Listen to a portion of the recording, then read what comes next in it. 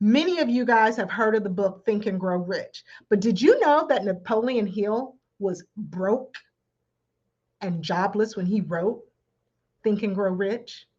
Did you know that when he wrote that book, Think and Grow Rich, that many people use for them to build wealth, he was broke and living off of his wife. His wife was his main support. And when you begin to look at that, people would say, well, you only should take advice from people who have already arrived to where you want to go. And I'm not going to say that that's necessarily wrong, but I will tell you we need to do all things in balance. We need to do all things in balance. And Napoleon Hill published Think and Grow Rich in 1937. He was not wealthy. He had been struggling, and he wrote that book during the Great Depression while living in relative poverty.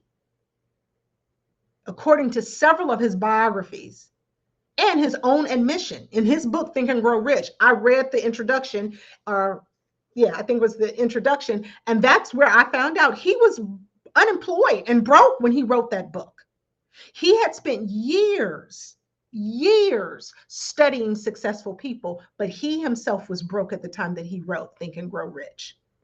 But this is the thing.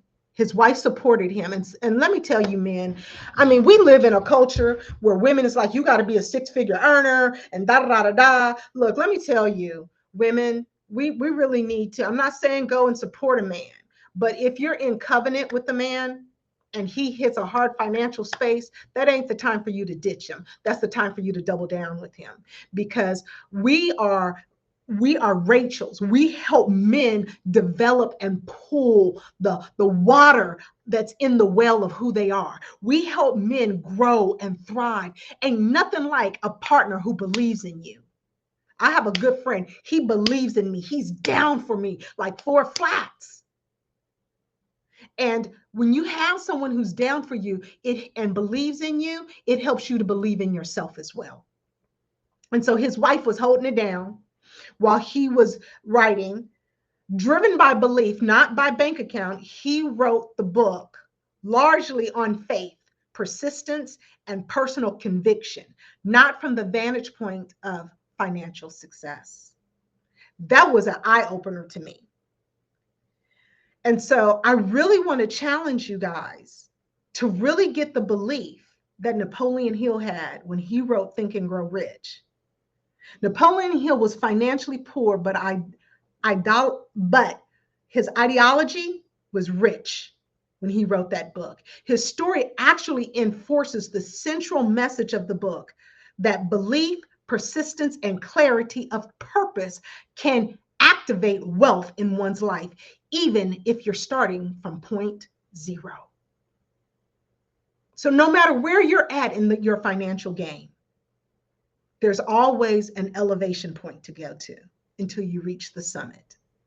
And so when we really get our beliefs in alignment with our purpose, we can turn our purpose into a paycheck that doesn't cost us our relationships, doesn't cost us our health. The scripture says in Proverbs 10:22, the blessing of the Lord brings wealth, and he has no trouble to it. If you have to lie, beg, borrow, and steal and work 80 hours a week to make that income, what you're sacrificing are your kids, your marriage, and your mental health sometimes. We need to get in alignment with our purpose so that we can create a life that is fulfilled in every area, not just the bank account. Because your time is so much more precious than money. You can always go make more money. You cannot go make more time. You can always rebound after financial loss, but you can't. Some people still have not rebounded from the divorce they've gone through. And so why is this cliche so dangerous? It equates productivity with personal value. especially harmful for high achieving women. I don't know about you, but I'm a high achieving woman. I'm a woman who has more things out there that I want to do than I have time to get it done in. And when I say time is money, then I'm like, okay, I got to work, work, work, work, work, work, work, which encourages a burnout culture. Hustle harder, rest less. My mom was a business owner. She owned multiple businesses and she died broke. Right now, my son and I are praying that off of our businesses, that generational curse off of our business. I love my mama. Let me tell you, that was the only woman in the world who I felt loved me unconditionally.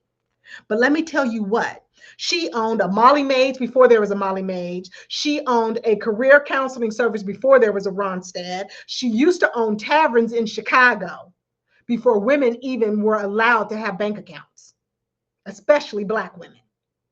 And she died broke, busted, and disgusted. Because at the end of the day, that grind, hustle harder, rest less, the statement she used to always say to me, you can sleep when you're dead, that will create mental and physical exhaustion that does not empower you to be creative and productive in working smart.